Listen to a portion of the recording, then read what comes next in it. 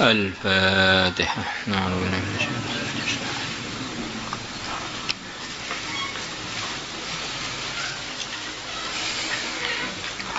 Bismillahirrahmanirrahim. Kemarin ada satu hadis ketinggalan. Wa an Ubadah bin Samit radhiyallahu anhu. Qal, beliau mengatakan, sami'tu, aku telah mendengar Rasulullah sallallahu alaihi wasallam yaqulu, beliau bersabda, ma min rajulin, tidak ada seorang laki-laki pun, yajrahu, yang dia dilukai, fi jasadihi, di jasadnya, jirahatan, dengan luka,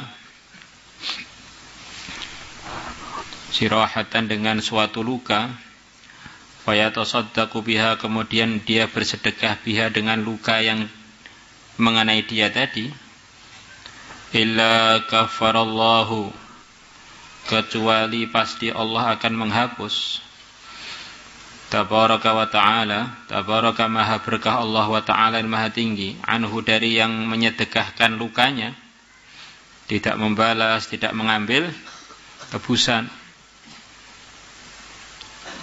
menghapus, mithlama, seperti perkara, tasaddaqa bihi, yang dia bersedekah, bihi, dengannya. Ini diantara maksudnya, kalau dia dilukai tangannya, umpamanya, kemudian dia mengikhlaskannya, maka dosa-dosa tangannya dimaafkan oleh Allah. Kalau dia ditempeleng, kemudian dia mengikhlaskan kedzaliman yang terjadi pada muka dia itu, dosa-dosa dia yang dia gunakan pakai muka itu dimaafkan oleh Allah. Jadi kesimpulannya, pemaafan itu akan mudah bagi orang yang istihdharul fadhail. Dia bisa menghadirkan apa keuntungannya kalau saya mengikhlaskan kezaliman ini. Karena kadang-kadang orang itu ketika dilukai, dizalimi, yang ada itu pengen balas saja, lupa keuntungannya. Kalau orang itu dizalimi, berapa banyak yang akan didapatkan kalau dia tidak membalas. Maka diceritakan ada ulama besar, yaitu Ibrahim bin Adham, termasuk orang yang paling dihormati di zamannya, terkenal soleh, wali, makbul doanya, dan macam-macam karomah yang lain. Maka suatu hari beliau bepergian waktu malam, akhirnya masuk ke satu kampung, yang mana kampung itu baru saja ada pencurian, ada penjagaan di kampung itu. Maka malam-malam ada orang asing lewat kampung itu, langsung ditangkap, dituduh pencuri. Beliau digebuki sampai berdarah-darah. Begitu bangun pagi, begitu mulai terbit fajar, orang-orang kampung kaget. Ternyata yang digebuki itu adalah orang yang paling dimuliakan di daerah itu di zaman itu. Maka mereka minta maaf dengan benar-benar minta maaf. Dan yang aneh itu, Ibrahim bin Adham ketika digebuki nggak bilang saya ini Ibrahim bin Adham, nggak bilang, diam aja. Dia begitu. Maka Ibrahim bin Adham mencontohkan kepada kita akhlak yang begitu mulia. Beliau punya pandangan yang sama sekali umumnya orang tidak sampai ke pandangan yang begitu dalam. Yang pandangan tadi menunjukkan kuatnya yakin beliau, iman beliau, dekat beliau kepada Allah. Beliau mengatakan, nggak usah minta maaf pada saya, kurang lebihnya gitu. Kalian ini malah menguntungkan saya. Dengan sebab kalian mukuli saya, doa-doa saya makbul. Doa makbul itu mahal. Coba kalau kita dipukuli gimana? Dipukul sekali, wah, tak doakan mati 7 keturunan. Nah, akhirnya asalnya kita ini mazlum jadi zalim karena balasannya melebihi kezalimannya.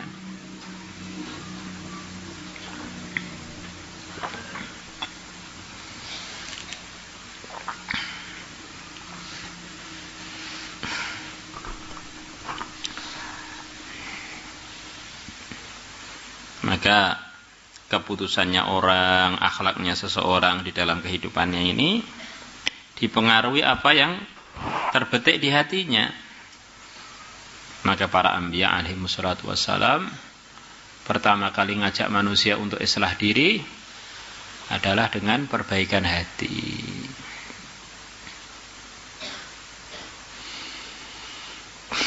Bismillahirrahmanirrahim. Thawabus syafaqati 'ala ad-du'afa'i min khalqillah wa rahmatihim warifqi bihim. Kita ini sudah ditakdirkan oleh Allah jadi manusia yang bersinggungan dengan makhluk-makhluk Allah yang di sekeliling kita, berupa manusia ataupun yang lain. Maka kita sebagai manusia yang beriman memahami bahwa makhluk-makhluk itu semuanya ciptaan Allah. Kalau saya benar bersikap dengan makhluk-makhluk itu, hakikatnya saya ini benar dengan Allah, dengan Tuhan saya. Sebaliknya kalau saya salah, saya ini salah dengan pemiliknya, yaitu dengan Allah, Tuhan saya. Maka orang-orang yang imannya benar, yaitu para nabi, para rasul, beliau-beliau ini begitu perhatian dengan makhluk-makhluk Allah sekelilingnya. Mereka bersikap dengan makhluk-makhluk itu dengan sikap-sikap yang sesuai apa yang diridhai oleh Allah.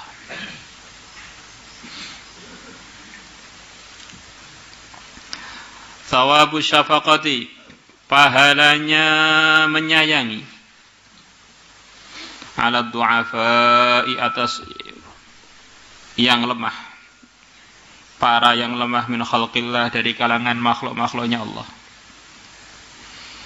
Wa rahmatihim, dan menyayangi juga mereka. Wa rifqi bihim, dan berbuat lembut bihim, dengan mereka. Qala Allah Ta'ala, Allah Ta'ala telah berfirman, Muhammadur Rasulullah والذين معه أشداء على الكفار رحماء بينهم. Muhammad Rasulullah merupakan utusannya Allah. Walladzina ma'ahu, dan orang-orang yang bersamanya, yaitu para sahabat, orang yang terbaik selepas para nabi. Asyidda adalah orang-orang yang tegas, alal kufari, atas orang-orang yang tidak beriman. Ruhama, mereka adalah orang yang saling sayang menyayangi, orang-orang yang sayang. Bainahum, antar mereka. Inilah diantara sifatnya orang yang terbaik, sifatnya Rasulullah dan para sahabat. Dengan orang-orang yang belum Islam bersikap tegas. Maksudnya bersikap tegas itu apa? Apa kasar? Dalam prakteknya bukan begitu itu. Menerangkan dengan hikmah apa yang sebenarnya mengenai kebenaran itu.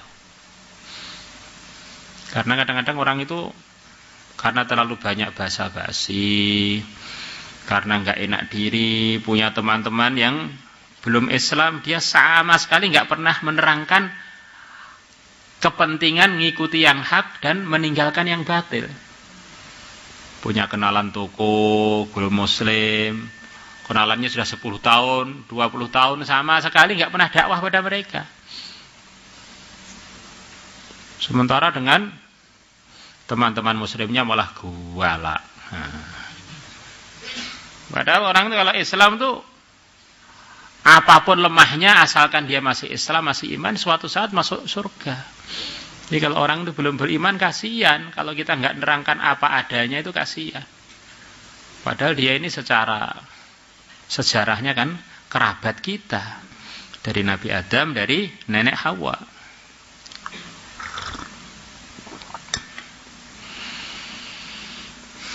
Itu mungkin arti yang paling mudah dipraktekkan begitu itu. Asyidda 'alal kufar itu ya, kita perlu memberanikan diri dengan hikmah untuk menyampaikan kebenaran, untuk mengajak mereka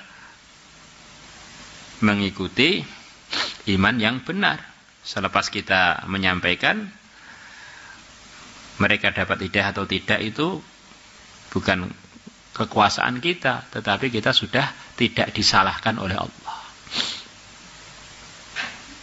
Rabi' bin Amir datang ke kerajaan Persia dengan begitu sederhananya pakaiannya, sederhananya kudanya, sederhananya pedangnya. Tapi beliau sampaikan mengenai kebenaran Islam kepada penguasa-penguasa yang zahirnya begitu mewah, begitu kuat kekuasaannya, begitu mengerikan kekejamannya. Beliau dengan begitu tenangnya nyampaikan, ayo tak ajak ke Islam. Selain Islam itu sempit, Islam itu adil. Ayo ajak Islam, nanti kan dunianya longgar, akhiratnya longgar. Dan seterusnya. Ojo nyembah, jangan nyembah selain Allah, nyembah Allah. Manusia ini hambanya Allah, bukan hambanya Allah. Kadang-kadang kita ini kalau melihat orang kaya, non-muslim, mobilnya Mercedes, itu sudah nggak pernah berani nyampaikan kebenaran, bahkan malah ngelamar kerja pada dia. Dan kasihan kan, kita sudah gerogoti dunianya, gerogoti hartanya, kita tidak sampaikan pentingnya surga untuk dia. Gara-gara malu yang bukan pada tempatnya atau takut yang bukan pada tempatnya. Tentu saja ini dengan hikmah. Dan ini terjadi, ini di mana-mana terjadi. Dan ini bukan sifat yang baik. Nah, kerjanya para nabi, para rasul kan dulu datang kepada orang-orang tidak beriman aslinya itu. Akhirnya mereka dikenalkan dengan begitu tegasnya Sayyidul Anbiya nyampaikan la ilaha illallah, qulu la ilaha illallah tuflihu. Tentu saja dengan hikmah. Wa qala ta'ala, dan Allah Ta'ala telah berfirman, thumma kana, kemudian adanya dia, minal ladzina amanu, termasuk orang-orang beriman, wa tawasaw bil haqqi, dan mereka saling pesan antar mereka, bisabri, untuk sabar. Di dalam mencari ridha Allah, ketakwaan itu perlu ketabahan, kesabaran, ada ujian-ujian. Wa tawasaw bil marhamah, dan mereka adalah saling pesan antar mereka bil marhamati, dengan saling sayang menyayangi. Yang sayang pada teman muslimnya, yang sayang dengan saudara muslimnya, dan seterusnya. Ulaika, yang begitu itu, orang yang bersifat begitu itu, di antaranya iman dan tawasaw bis sabri, tawasaw bil marhamah. Ashabul maimanati adalah golongan kanan. Golongan kanan maksudnya gimana? Golongan surga. Golongan kanan maksudnya gimana? Orang-orang yang akan menerima catatan amal dengan tangan kanan mereka, akhirnya mereka pasti masuk surga. Ini diantara sifatnya orang-orang beriman yang diridhai oleh Allah. Dalam ayat yang barusan kita baca, sebetulnya itu meneruskan ayat sebelumnya, adalah saling pesan antar temannya, sabar, sabar, dunia sebentar, sabar, untuk mengamalkan agama, sabar, sabar, sabar. Tawasaw bil marhamah, usahanya itu adalah usaha untuk saling menyayangi, bukan saling ngompori, jadi provokator, manas-manasi temannya, malah diadu domba, adu manusia. Tapi kegiatannya itu adalah tawasaw bil marhamah, menyebarkan pesan supaya antar umat Islam saling sayang menyayangi. Maka kita ini hidup sekali ini bagaimana? Di antara yang perlu kita usahakan begitu itu. Usaha menyampaikan pentingnya saling menyayangi antar umat Islam, pentingnya saling wasiat sabar antar umat Islam. Wa an Abdullah bin Amr bin As radhiyallahu anhuma anna Rasulullah sallallahu alaihi wasallam qala, beliau bersabda, ar-rahimun yarhamuhumur rahman, orang-orang yang sayang Yarhamuhumur Rahman Ar-Rahman, zat yang maha sayang akan menyayangi mereka. Jadi kalau kita ini pengen tahu saya ini disayang oleh Allah apa tidak, ya lihat hati kita. Kita ini sayang pada makhluknya Allah apa tidak. Kalau kita sayang, ini perlu kita syukuri. Berarti saya ini harapannya termasuk hamba Allah yang disayang oleh Allah. Kalau tambah sayang, begitu juga. Kalau paling sayang, ya paling disayang oleh Allah. Jadi kalau kita ini dengan hamba-hamba Allah itu cuek, bahkan tega, bahkan raja tega, ini ya Allah pun tidak sayang pada kita. Man la yarham, la yurham. Maka di kalangan umat ini nggak ada orang yang lebih disayang oleh Allah melebihi Sayyidina Abu Bakar. Bahkan di kalangan seluruh umat. Kenapa? Karena beliau ini adalah umat Muhammad yang paling sayang kepada umat Muhammad.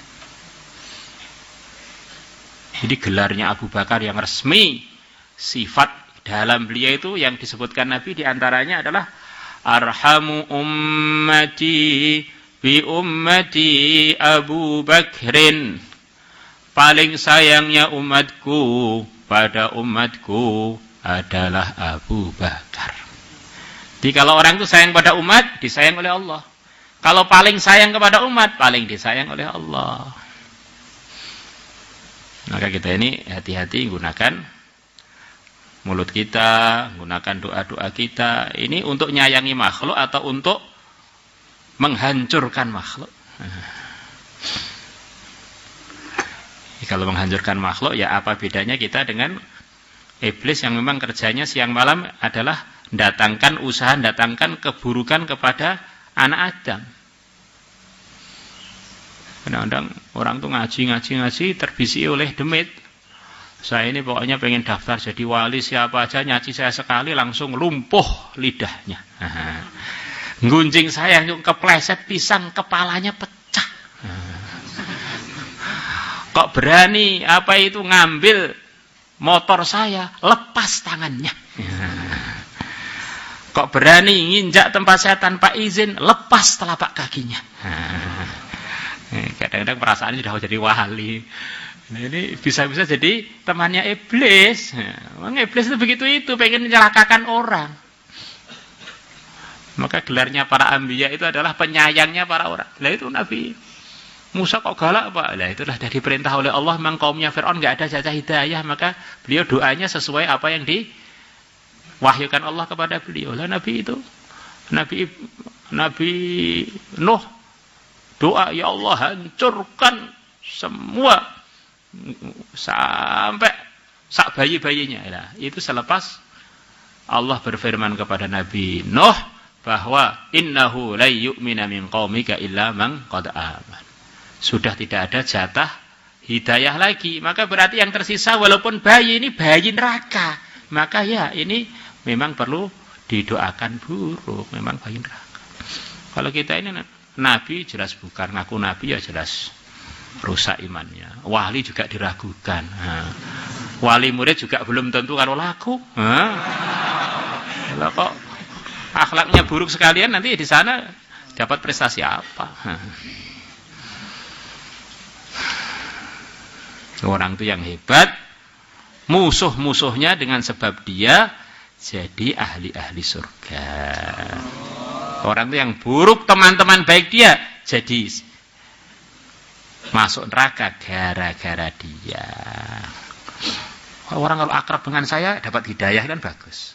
Orang akrab dengan saya langsung suka ngerokok, suka ngeluyur, suka bolos, ya segitu itu ya. Gawat ini. Ini bukan berkahi jahannami. Ngajak orang ke jahanam.